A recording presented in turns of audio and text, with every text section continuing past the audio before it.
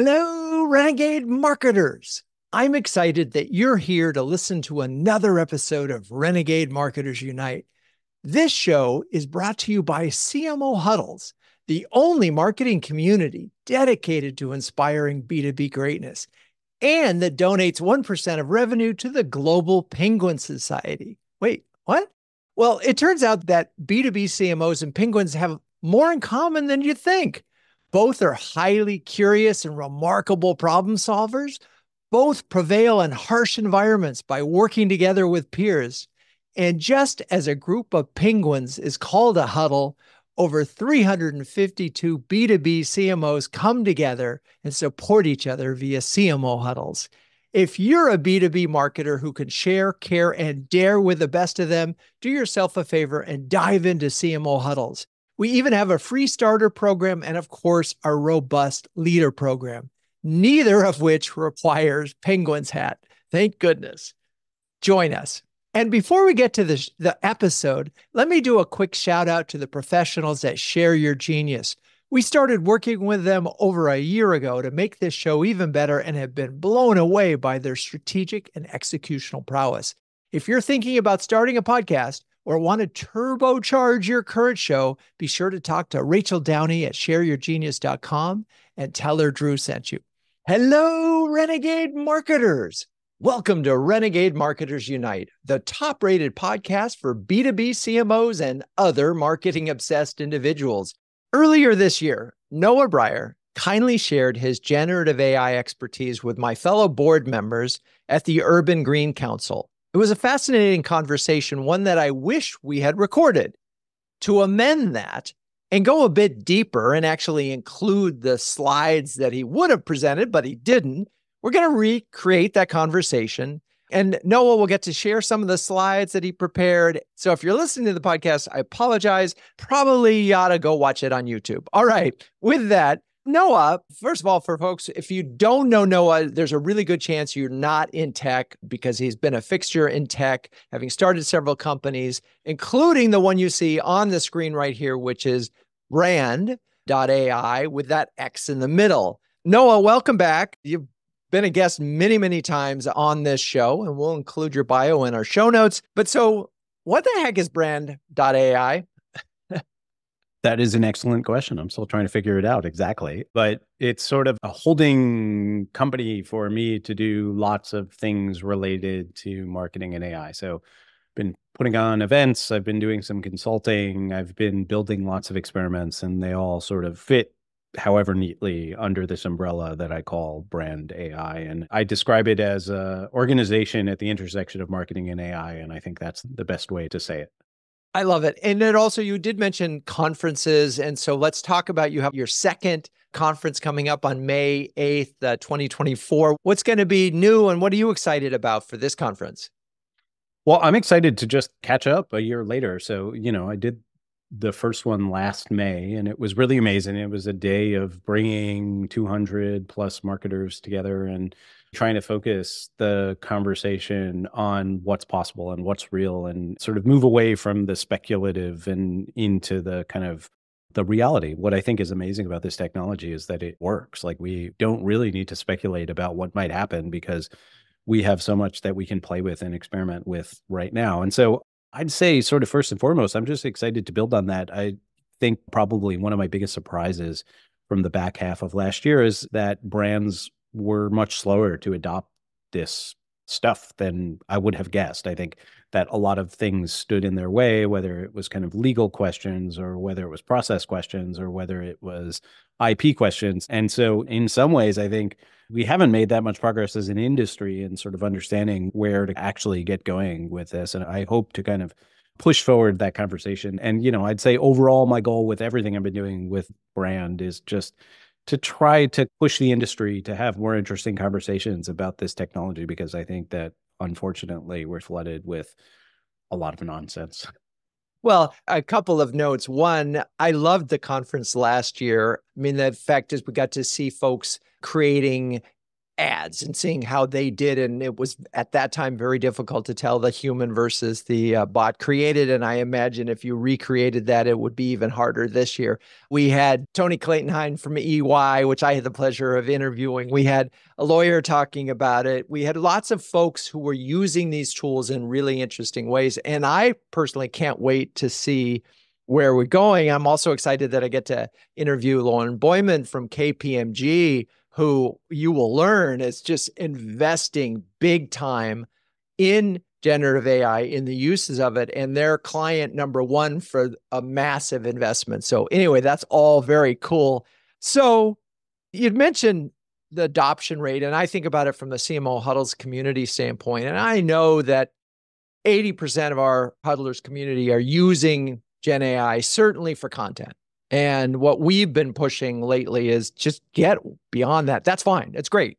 But get beyond that. Think bigger about it. What can you build? What can you make? What can you do that will help really, truly differentiate your brand? Now, talk about adoption at this point in time. I'm thinking this year, there are going to be a lot more folks that are saying, okay, we're all in, right? I mean, there are still some legal holdouts. You and I heard that from, there are folks that lawyers who are still saying, in-house counsel saying, don't touch it. For sure. And, I think that some of the legal questions have been answered. Some of them probably won't be answered for years. I will have a lawyer again coming to speak at the event and trying to kind of continue that conversation. That was one of my most popular sessions, was the legal conversation. I think the challenge that people have, though, is as much as sort of legal is a barrier, in some ways it's just sort of the simplest barrier to stop you, right? It's a good excuse. I kind of think the bigger barrier is it's just strange, and it's very hard if you haven't gotten your hands on it and really gotten your hands dirty to sort of imagine where to begin. So I don't think that problem just is magically going to get solved. And I've been talking and working with lots of folks who are trying to solve that, and it's hard. Some of it is just going to take time. It's teams have to get comfortable with it. And like anything inside a large organization, you can't just sort of mandate that everybody use it. And even if you can mandate that everybody use it, it's not going to have the effect that you hope it has. And so some of it is just starting to feel those use cases and starting to feel those opportunities. And I certainly don't have all the answers to where those are. And I would say my main message to brands over the last year has been just try and learn, and don't start big, start small, and don't go hire some gigantic company to spend a year to build something for you. Get something built in a few days and start to get a feel for where this works and where it doesn't. So I think those are the real barriers, and it'll probably sort of meet the middle, right? It's going to take forward-thinking leaders who are getting their hands dirty and encouraging their teams. And then it's going to take forward-thinking sort of individual contributors who are personally excited about this and are going to sort of bubble up the most interesting use cases throughout the organization. Yeah, it's so funny. I was talking to a CMO the other day, and they were struggling to get their writers to use this even at all. And I thought, it reminded me of when purist photographers wouldn't touch digital, or probably much better parallel is when we talked to major marketers who didn't want to do digital and wouldn't give access to their employees. So it's the same resistance. But you and I know that will have to be broken down. And what's amazing about this, all of this, is there isn't a single problem or question or thing other than math that I haven't been able to do something I never could have done before because of this. I had to fix a DNS code. I don't know what DNS codes are. I go to ChatGPT and say, hey, I need a DNS code for a DMARC. What is it? What's it look like? Now, what am I doing it? Because I'm a small business person. I have to solve quick problems sometimes.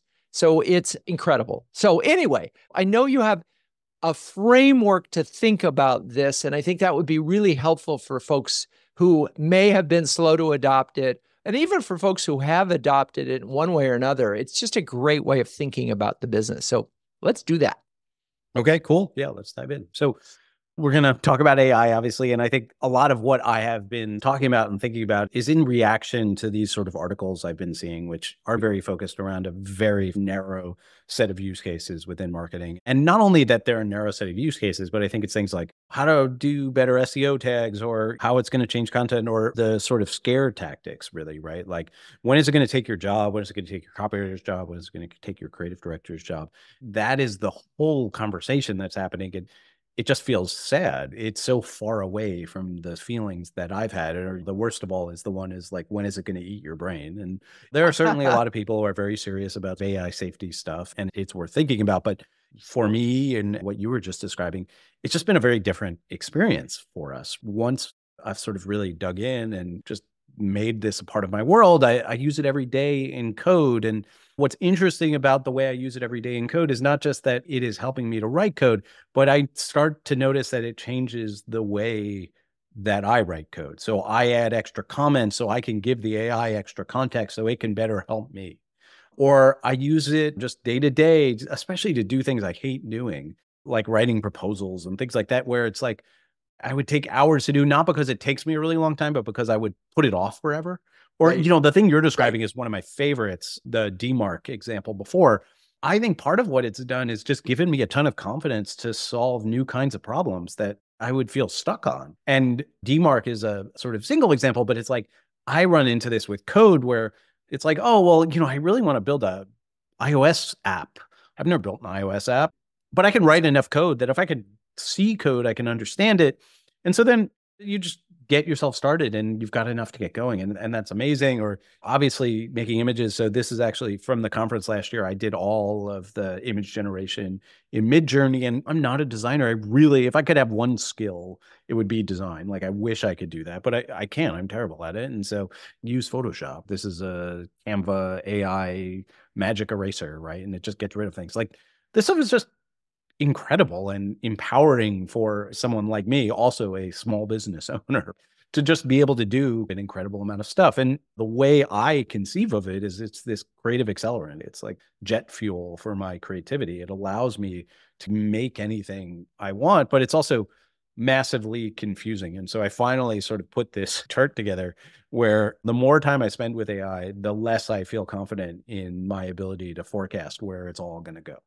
And that's a really strange feeling, I think, for me and for many of us. I was just out this morning talking to somebody who spent their career working in digital marketing. And we were just talking about how at the beginning of the 2010s, when I started Percolate, my last company, we used this chart. And the chart shows that by the end of the decade, everybody's going to have a mobile phone. And I don't think we were genius for recognizing that. I think the iPhone came out in 2008. We all had iPhones. It was pretty obvious that the result of that was going to be that a lot more people were going to use social media in new kinds of ways, and it was going to change the way brands created content. And so I think it was just linear. Like, it was easy to see where this was going to go. This is literally a linear chart. And it played out roughly this way. Now everybody in the world has a mobile phone. AI is just way blurrier. And that's like a very strange feeling. Well, let me pause you for there, because Yeah. I totally agree with this. But one of the things that I wondered is, can we use AI to speculate where this is going? Can we have it create some scenarios for us? So based on where it is today and this, so forth. So two answers to that. The first one is yes, of course. Like, you could certainly do that. Although AI's ability to speculate is going to be grounded in the reality that it understands. And the reality it understands is our reality and not the reality that it's created. And so I would imagine it will have the same kind of difficulty speculating. I can speculate about it too. I just don't know that I'll be right. I think the more interesting one, and something I've been circling around a bunch lately, is I think maybe we're just thinking too much about the generative side of it altogether, that we're too excited about its ability to generate and to do something like answer that question of what is going to happen. And instead, what if we had the AI ask us the kinds of questions we should be thinking about so that we can start to answer those things? So rather than having it speculate, what if it could ask us better questions to make us think better? That's just sort of a whole area that I have been really fascinated with exploring, is like the idea of AI as a sort of feedback mechanism. I was actually just talking to a friend of mine who's working on a book. He asked if I could help him build a GPT that would interview him for his book to help him get some of his ideas out for his book. And I was like, man, that is a perfect use case. That's amazing. But what I just said to me is sort of amazing and interesting, which is like literally every day for the last 2 years been playing with this stuff. And it was only 2 weeks ago that I had this thought that like maybe we're too focused on the generative side and maybe we should be focused on the sort of other side of it. And so it's just hard, and maybe that's okay until we get a better feel for it. It's not hard. It's just exciting. And I'm going to rephrase it because it's like, okay, think of generative AI, at least in one scenario, as, Socrates, the Socratic method. It's just going to keep asking you questions. It's funny. I'm watching a TV show and the lead cop is saying, wrong question to try to solve the case, right? Well, that's a really interesting thing because it ought to be able to come up with great questions. I'll have to try it. I totally agree with you. I think on the same token, I do acknowledge there are a lot of people who, given a moment of great uncertainty, feel very uncomfortable. I happen to enjoy these moments, but it's definitely a personal preference. Interesting, though, and this quote plays on it perfectly, which is Miles Brundage is at OpenAI doing policy work. And he had this tweet, this was from early last year, where he said the value of keeping up with AI these days is not that it gives you some amazing foresight to predict the future. It's that you get really good at sniffing out other people's overconfidence. Basically, you get really good at knowing when other people are full of it. And that, to me, more than anything else, has captured my feeling, which is like, in all of the time that I've spent with it, I don't feel really good about answering the question of like, what is this going to do? What's it going to do to the industry? What's it going to do to brands? I do feel really good about saying, hey, that person who is telling you with great certainty, here's what it's going to do to the industry, is not a good person to listen to. But it's going to have an impact. It's up to you to sort of use it to make an impact wherever you are. I love the thing. It's not what it can do. It's give it a challenge. And I think the reason you're so comfortable with it, and this gets to where you're going with this, is you like being a creative person. You are a creative thinker. And so this is an opportunity to sort of bring creative thinking on top of something so crazy that could go in any direction. It can solve problems if you know how to use it. Yes. And to be clear, I absolutely think it will have an impact on the industry and everything else. I just don't know exactly what that will be. Well, we're not here to predict, but we are here to help folks. Okay, real world, how do we use it? How do we think about these tools? And then how do we use it? So I love the way you think about this. And let's talk about that. So why is this so confusing? What's going on, I think, is a question I asked myself about a year ago. Like, why do I feel this way? Why am I having this weird feeling? I mean, I've spent a lot of my career as a strategist and a CEO and an entrepreneur. And it's like born out of being able to feel confident about sort of my ability to understand what's going on. And I think it's because it's just so fundamentally counterintuitive. And I don't use the term in any kind of light sense. Like, it fundamentally runs counter to the intuition that I have about how the world works. And I first started thinking of this as the word when I got access to build plugins for ChatGPT. Plugins were the precursor to GPTs. So they were the ability for ChatGPT to talk out to other systems and to get data back. And one day I got access to build the ChatGPT plugin, canceled all my meetings. And I was just like, this is what I'm going to do today. I'm just going to try to figure it out and see what it looks like. I've spent a lot of time building plugins and writing integrations and doing this kind of stuff. I'm very comfortable with it. What you do is you go to an API page and you read the API specs, right? And it could be Amazon, it could be Meta.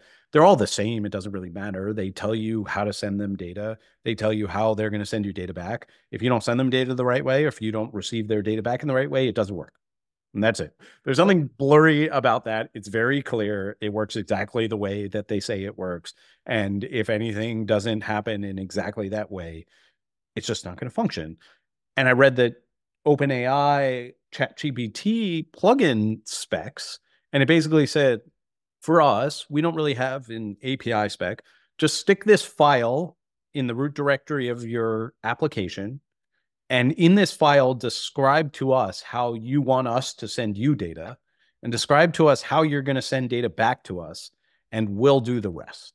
That is weird. And I'm sure most of the people watching this have not actually written integration code. I'm sure they've worked on things that integrated with other systems, but this is opposite of how the world works. This is like, I have built my career on having a good intuition for how to tie these systems together.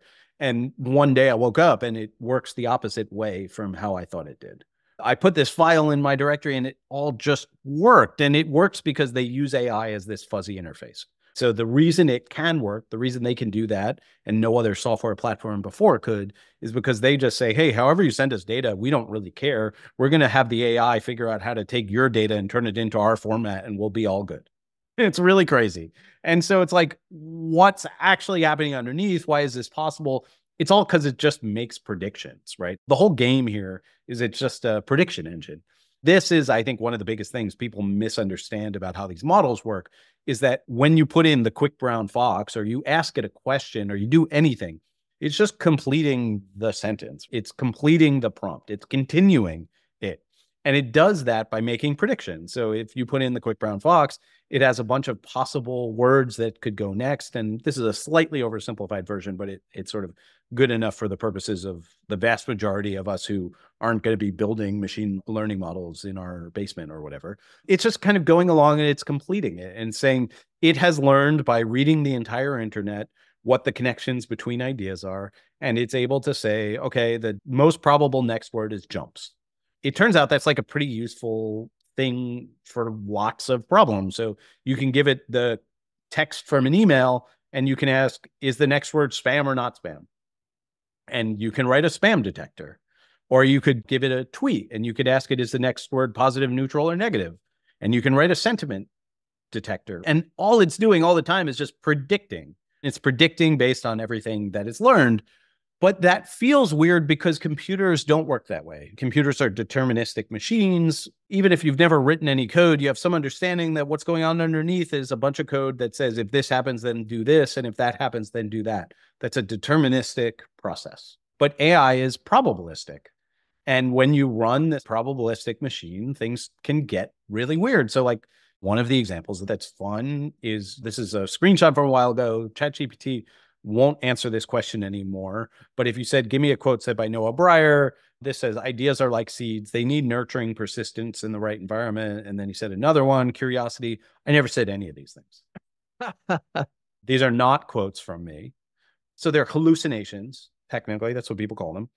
But they are things I talk about. Like they're things I might have said. It clearly knows who I am. And it clearly knows what I'm interested in, what I write about. And so it has clearly captured the right feeling. It just can't quote me because it's just predicting one word after the other, roughly. Yeah. And for folks that have fun with this, is ask ChatGPT to write your bio. Yeah. It'll get the essence right, but it'll get the facts wrong. Exactly. It clearly has a good sense. Basically, one way to conceive of these things is that these large language models are bad at everything we expect computers to be good at. The canonical example, and you already said this, is math. So this is like my favorite example. The top one is me asking my computer to multiply 5 numbers times 6 numbers. The bottom one is me asking GPT-4, so the best, most cutting edge model. And at first, both answers look roughly the same. And then we start to look more closely. And what we realize is that the AI answer has the first 4 digits right and the last 3 digits right, and the ones in the middle are wrong. And the reason for that is math is a deterministic process. You're always going to get the same answer every time. And there's no deterministic mathematical process being run by the AI. It's just guessing based on everything it knows. One way to conceive of this is if I asked you to quickly multiply these 2 numbers and I said you have 3 seconds, maybe the one thing you would do is say, okay, I know it's in the billions or something. I think that's like a decent way to kind of conceive of it. But that's super weird, right? Because like we are very used to and very comfortable with computers being able to do math very consistently, much more quickly and much more consistently than we can. One thing that people have run into, and before we were talking about sort of the adoption challenges, there's a lot of people who, even if they haven't asked it to do math, they've gotten ChatGPT, they've said, do a thing computers are good at, and it comes back with a bad answer. And they're like, well, this thing isn't very good. And my sort of response to that is try to rewind yourself, as hard as it is to do this, to 5 years ago. You had no idea about AI working in this way. And imagine I came up to you on the street and I was like, hey, Drew, open your computer and have it write me a sonnet. And you'd just be like, this is a crazy person. The idea of asking your computer to write you a sonnet is a ridiculous thing to say, But now it's just like a part of our reality. Like now you just go open ChatGPT, and then if I said, Drew, have your computer write me a sonnet, in 5 seconds later, your computer will have written me a sonnet. It is written. Okay. Where it basically leads us is to this place where everything we expect computers to be good at, these are bad at, and everything we expect computers to be bad at, these are good at. And so, on the flip side of the math, one of my favorite examples. So over the last couple of years, have been doing lots of weird experiments at this intersection of marketing AI. One of them was I built a manifesto generator. And so it was just some AI. I worked with a creative director friend of mine who's written many manifestos. And we worked on this thing. And does it write the best manifesto in the world? No. But then like a week later, someone sent me this video. This is the CMO of Rare Beauty on stage at Adweek reading a manifesto generated by AI, by this machine I built. So in the year 2020, when screens became mirrors and likes became our reflection, Rare Beauty emerged, a fearless champion in the arena of authenticity. We reject the digital masquerade of flawlessness. We dismantle the filters that blur our true selves. We cast shadows on the illusion of perfection. We believe in beauty untamed, unfiltered, and unequivocally real. We believe in the power of every freckle, scar, and asymmetry. We believe in the radical notion that beauty should not conform. We call on the bold, the spirited, the original. Dare to bear your rare, dare to defy the standard. Join us in a revolution where every selfie is a statement. Here's to the rare ones, to the real beauty waiting to break free. Shatter the glass of false ideals. Let beauty, your beauty, defy the world. So is that the best manifesto ever written? Obviously not. But is it pretty wild that a computer wrote that manifesto? Obviously, That's insane. And that's just not something, that's the equivalent of asking your computer to write a sonnet. Or again, I built this collabs experiment. Are these the best collabs? No, like if you look closely, all the shoelaces are weird.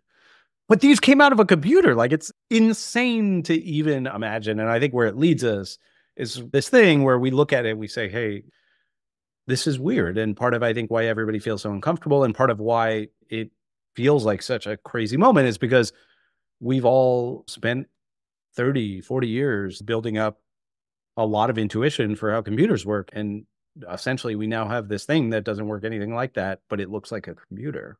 And so that to me is sort of the core of the problem. And so then it gets us into what do we do about it? Well, before you go on, I just love this chart because it really lays it out so clearly. Computers go to math, creative writing, AI, information storage, computers, pattern recognition, AI. And by the way, gap analysis is such an interesting use case, and which is really hard for humans, impossible for computers. Multitasking, general purpose programs. Yeah, so fascinating. So thank you for that. I love this chart. Okay, next.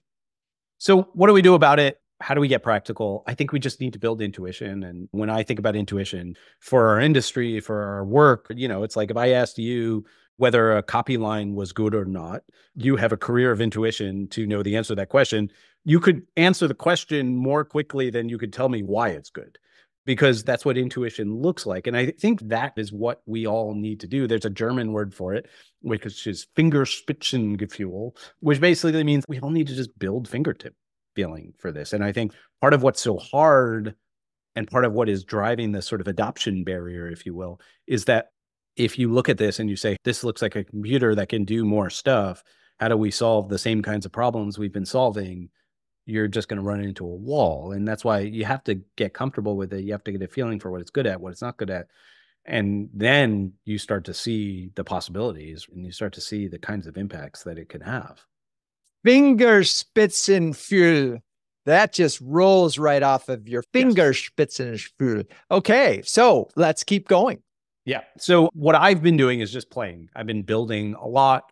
Becca is something I'll talk about, something we worked on together, a bot that looked at some of the transcripts and stuff from your podcast. Collabs is something I'm going to talk about in a little more depth, but I've just been trying to build as much as possible. I've had the opportunity to do that. Collabs is one of the first experiments I did, and it's really the thing that bit me.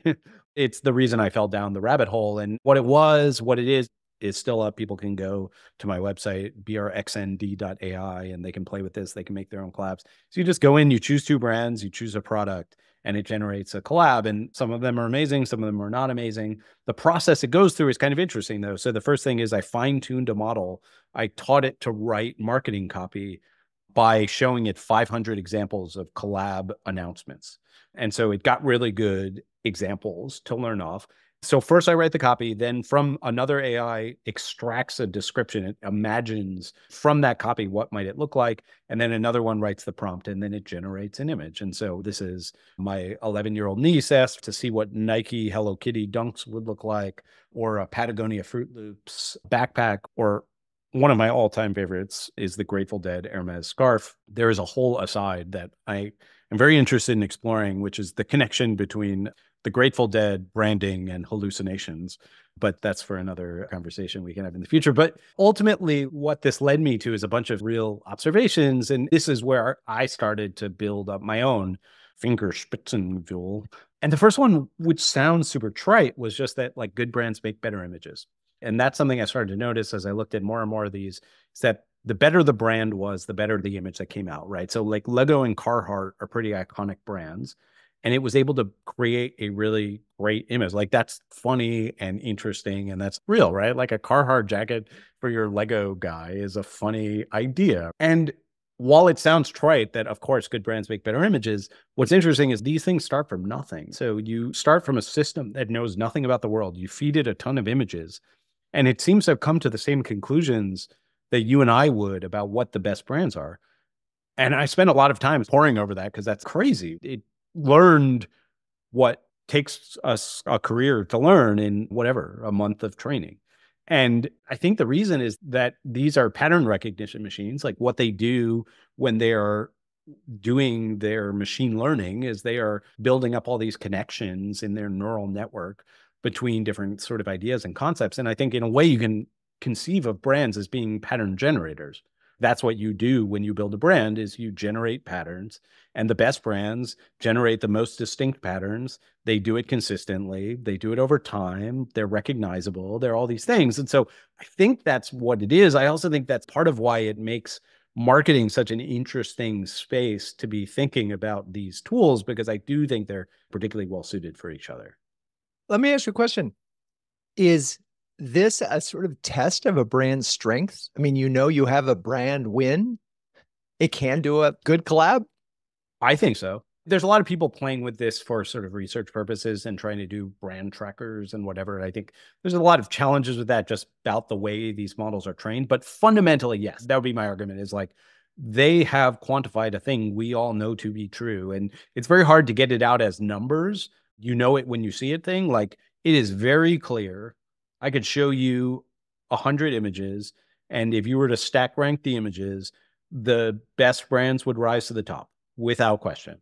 It is amazing. And it goes back to something I was talking to Lisa Adams, who was using this for strategic development, and she will go in and scrape G2 reviews as a way of getting to know customers. Now, some might argue that's good data or bad data, depending if you're talking to the CMO of G2, they'll say it's great data. If you're talking to the one at Trust Radius, they may have a different story. Nonetheless, the key point I wanted to make is you need, for these things to work, if you're training it, which is essentially good data, and good brands have good data because they have images out there. Essentially, it's the visual version of data, right? Well, and to that point, very specifically, one of my favorite experiments with this was to do these sort of relative strength ones. So I keep going back to Hermes scarves because Hermes is such a strong brand that every image that came out was amazing. Like every scarf you asked it to do, it would just always look amazing.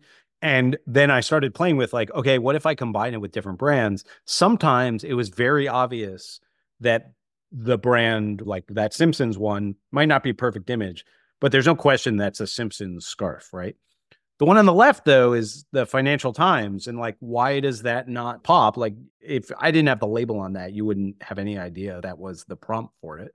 Why isn't it pink is a very interesting question that lots of people have asked. But this is exactly what you're saying is like, I think one of the things I started to see is like, it has such a clear conception for what an Hermes scarf looks like that if you combined it with another brand that didn't have equal strength, it just overloaded it. Somewhere in here, it has a really good sense.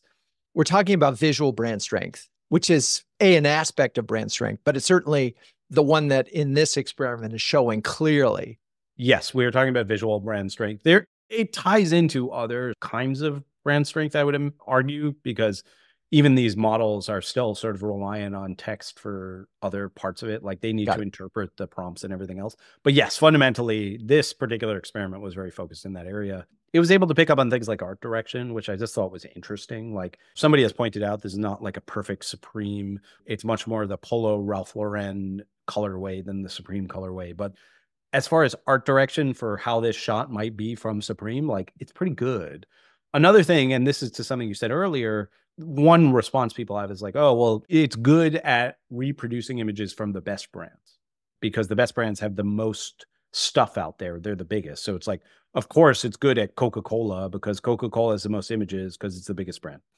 And I certainly feel for that particular argument because I do think a lot of the big brand studies, like when they do the brand rankings, they're often fundamentally, I think, showing you more just the general size of the brands than the general strength of the brands. Like Google and Coca-Cola show up at the top. They're gigantic. But there are a lot of much smaller brands. Like the left one is ALD, which is a small fashion brand out of New York. The right one is Palace Skateboards and Ghostly. Ghostly is a friend of mine's record label, and they've done an amazing job. And like, it totally has picked up on the aesthetic.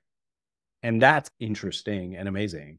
And then the final one, and this is my very favorite example from all of these, and I think the most telling and maybe the single most important thing for us to keep in mind as marketers is these images. So especially the one on the right, neither of these are Nikes. They weren't prompted as Nikes. The one on the left is Porsche Doritos sneakers. The one on the right is Duncan Saucony sneakers.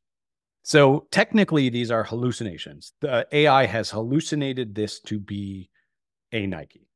My argument would be that while this is technically a hallucination, it is not perceptually a hallucination. That if we were to go ask on the street a bunch of people to draw a Duncan Saucony sneaker from memory, they would put a swoosh on it. Because to many people, I know this to be true, sneaker means Nike. And so that is really important to us as marketers because that's the world we live in. We live in a world where perceptual reality is more important than technical reality. If a consumer, potential customer, prospect thinks that your competitor has a better feature set than you, but you actually have a better feature set than them, that means you have lost that. Like they see the competitor and you need to convince them that they are wrong. And that is hard to do. Perception is reality in our business. It just is. That's the world that we live in. And I think that these are probably the sort of single best tool for understanding sort of mass perception, at least mass perception for the data set, which is the internet, that we've ever had. So let's get practical. Beyond just playing with it, how do you play with it? What's the best way to sort of approach this? I do not consider myself the expert on any of this because I think it's very hard to be an expert. But this is my own personal thoughts and opinions. First piece is like, don't overthink it. There's a lot of stuff out there. There's a lot of tools focused on marketers. Just start with ChatGPT. GPT-4 is the best model that exists by far, still now. This may not be true in a month, but as of today, it's the best model that exists. And it has everything. So just start there. Start getting comfortable by playing with ChatGPT. I'm so into that because while you can use multiple models and like sometimes it makes sense to go back and forth between ChatGPT and say Claude when you're doing some kind of analysis, it's just, we don't have time to learn 5 different applications. And it's just easier right now because you've got this really good one and it keeps adding stuff to it. I know they're just betaing now a video thing that I saw a demonstration of. This is crazy good. So my guess is it's only going to get better. Okay, step 2. Yeah. And also, I just think fundamentally to sort of reinforce the thing I said earlier, like the biggest thing you're going to get out of these tools right now is your own intuition for how they work. So if that's the goal and you're just trying to sort of understand as much as you can, why look around? Just use the best model. It's pretty simple. The second is, and this is more of something to understand, but if you've used ChatGPT, part of what's amazing about it is that it combines the AI with all this stuff that's not AI. So at the beginning, I was talking about determinism versus non-determinism. And so, you know, if you've used ChatGPT with search, with whatever they used to call it, browse with Bing, now they call it web browser. This is combining those two things because the model doesn't have knowledge after a certain date. If you ask it certain kinds of questions, it will go out to the web, it'll search the web, and it'll pull that in. So it's combining the determinism and the non-determinism. And this is sort of the real future. It's like these models are not going to exist in a vacuum. The hallucinations can be a real problem at times, but when you start to combine them and put them in and have them work together, it's just kind of amazing. The other one, if you haven't played with this is a sort of most mind-blowing thing when you have it with code. So this is code interpreter or whatever they call it now. And you can give it a Excel file. And I just said these things can't do math, but what they can do is they can come back and they can write code, and the code can do math.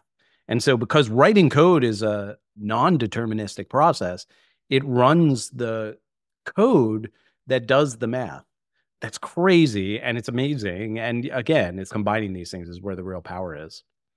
And then the last one, and we don't have time to go into the sort of deep details of how this works specifically, but when you combine it with this thing called embeddings and vectorization, you can get really amazing results. This is an experiment Drew and I did together where we took a bunch of data from conversations, we pulled those out as transcripts, and then it's able to go back and look at the specific quotes from CMOs in huddles about a specific topic. And what's powerful here, again, we've talked about hallucinations. They can make stuff up. You talked about the bio thing where it makes up pieces of your bio. But this, it's answering the question. It's sort of building a summary of the answers, but you're able to click a button and then go see the real verbatims. And so you can sort of ground it in the real truth. And I think this is a really powerful technique. This has come to be called RAG, Retrieval Augmented Generation. This is probably the biggest enterprise use case that it made the first splash because it's such an obvious thing, right? Like take all of your documentation and make it searchable and chattable, right? And ground it back to the original doc. It just reminded me of a couple of things. One, since we built this, we've got another 900 pages of content to share to keep informing it. And so that these can be living, breathing. I guess you would call this a GPT at this point in time, right? Yeah. So ChatGPT has called it these things GPTs. They recently got turned down for a trademark on that. I would not call it that because I think that's pretty technically inaccurate way to describe it. But I think the general industry term is RAG. So retrieval augmented generation. So you're retrieving from another database and then you're augmenting the AI generation with your first party data. I love it. Of course, we'll include in the link to this to Becca in the show notes, but cool. So step 3, don't go crazy about prompting. I earlier this year did a big project about prompting and spent a lot of time reading research papers. And, you know, I'm sure anybody who's been on LinkedIn has seen the like somebody posting, here's the 16 prompts you can't live without and whatever. To me, I think this is all you really need to know about prompting is just these 3 things. So the first one is called zero shot. Zero shot prompting is when you just ask a question. You're in ChatGPT, you just talk to it. You just ask it something, it gives you an answer back. 90% of the time, that's totally fine. Few shot is where you give it examples along with your prompt. Few shot is really powerful when you want to do something like, hey, I wanted to write a headline in my style. You give it a couple headlines in your style, and then you give it the copy from the article, and it writes a headline in your style. Few shot is just those examples. And then chain of thought is super interesting and one that I think like we're just beginning to really understand and think about, which is this came out of Google in 2022. It was a Google research paper. Chain of thought, they found that one of the ways they test these models is they have them do a bunch of standardized tests. So, you know, the standardized test question, it's like Noah has 6 jelly beans and Drew has 8 jelly beans and Noah gives Drew 2 jelly beans. How many jelly beans does Drew have? And it just said like these things can't do math. They don't do math. And while that's not a complicated math question, it gets tripped up and it doesn't answer the question really well. They found that if you give the AI a few examples of those kinds of questions, and you also give the AI the answer, but between the answer and the example, you explain your thought process for getting to the answer. So you say, okay, well, we start with understanding who has how many. So Drew has this many and Noah has this many. Then we figure out who is subtracting and who is adding. So in this case, Noah's giving, so he's subtracting and Drew is adding. And so then we add them together at the end and we get to 8 or 10. But you explain that thought process and you do that a few times. And then the AI is able to approximate that thought process and it comes up with quantitatively better results. And there's actually a paper out of Microsoft in December where they built on chain of thought and they showed that They had to take a medical standardized test, and they found that a general purpose AI like GPT-4 was able to outperform a specially trained medical AI if given a good enough chain of thought plus prompt. One takeaway, just to hit on this point again, is like, as you're thinking sort of internally, as a CMO, how do I start to sort of really take advantage of this inside my organization? I think part of what you have to do in your organization is you have to find those few shots. Like, what are the best examples of everything we do? And you should have that. The 5 best examples of headlines, of articles, of whatever, emails, every single thing. You need to have those ready to go for your team. And then also eventually the thought process. So you take the best person at writing emails that convert, and you have them write how they write emails that convert. And that, I think, is a place to start. I think it's good to start collecting that kind of information inside the organization. Yeah, I'm so with you. And I was thinking, it's funny, there's of problem scenarios of it was a situation where a particular target, you've got to know this target, and you've also realized it's not working with that target. You're not converting that particular target. And you can sort of include the examples of the conversations. And then in theory, you could say, where are we going wrong? And at least it'll start to explore that with you and challenge it. And I am imagining, and so this is why that the companies, for example, like a Gong, where they're recording these conversations, once you start to input success data at the other end, they're going to build the AI in there to help analyze those conversations. Because thought process is, you're essentially giving it really good information that it can train on and then help you find the answers. So then finally, I saw this meme recently, and I just thought it was pretty hilarious. There's a bunch of people in the middle who are, saying, oh, here's all the sort of 73 tips you have for prompting, and here's how to do it perfect, and offered a tip and do this and do that. The reality is 99% of the time, you can just talk to it and you'll figure it out, and it's really good. And there was an announcement yesterday that Google's next model is going to have some insane context length. It'll have tons of background from your conversation. So it's just like they're getting better and better. There are times when these specific techniques are really useful, but the vast majority of the time, you just play with it. And I think this is for folks that are new to these tools. I think your light bulb goes off when you say, well, I don't know how to use it. Well, ask it. What prompt should I use to get you to do this or help me solve this problem? And then you can ask it again, and you could just keep iterating with it to get to a place where you go, oh, okay, hadn't thought of that. Yeah, I would also just say, especially for folks who are sort of just trying to wrap their head around it, one of my favorite category of prompts is just generally giving you feedback. Anytime I'm writing something that is important and serious, I ask it to tell me whether I've been clear enough. And does it seem like I understand this topic well enough? Or am I doing the thing where when you don't understand something, you just start talking? And just those kinds of prompts I find to be amazingly helpful, because you may not turn to somebody else to be your reader on an email that's really important, because you're like, I'm not going to bother somebody to have them read this email before it goes out. But it's really nice to just have somebody to collaborate with in that particular environment. Takeaways, let's do it. So first one, we should conceive of them as concept retrieval systems, not fact retrieval systems. This is super important. We showed that chart at the beginning. One of the things that it said computers are good at is information storage and retrieval, and AI is bad at information storage and retrieval. AI is really good, though, at concept retrieval. The funniest example of this is you can ask the AI, what's the weather in LA today? And it'll say 68 and sunny. Not because it checked the weather, because it's really good at understanding the general vibe of things, right? And that is probably the weather or close enough. They're vibe machines, and intersecting with brand stuff. Brands are vibes. Brands are feelings that we all have. And the stronger the brand is, the stronger the feelings that you've created across a set of customers and prospects and all of these people. And again, I think sort of finding ways to link those together. Hallucinations are a feature, not a bug. I think this is pretty straightforward. There was a great tweet recently from Andre Karpathy, who ran AI at Tesla for a while. He was at OpenAI.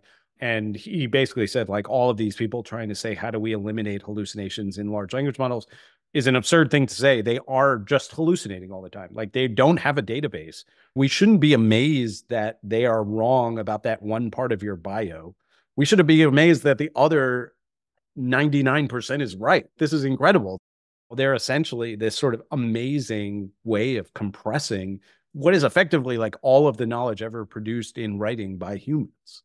And so they're often technically incorrect, but perceptually correct. This is the sort of Nike example. And I think, again, as marketers doing research, I think it's really important to keep this in mind.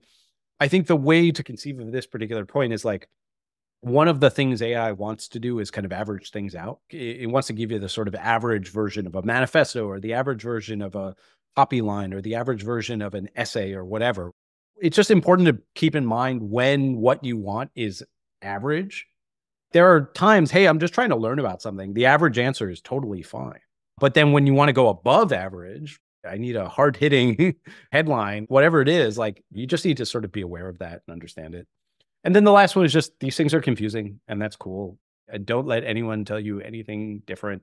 There are a lot of people out there trying to convince you otherwise, but just ask questions, tinker, and then finally, don't trust anyone that sounds too confident.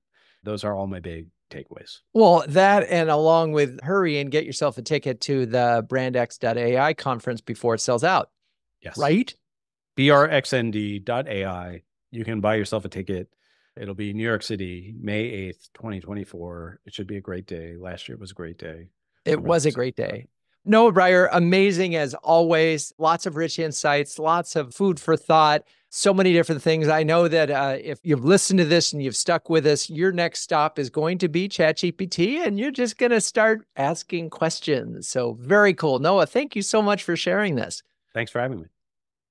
For more interviews with innovative marketers, visit renegade.com/podcasts and hit that subscribe button. Renegade Marketers Unite is written and directed by Drew Neiser. Hey, that's me. The show is produced by Melissa Caffrey, Laura Parkin, and our B2B podcast partner, Share Your Genius. The music is by the amazing Burns Twins, and the intro voiceover is Linda Cornelius.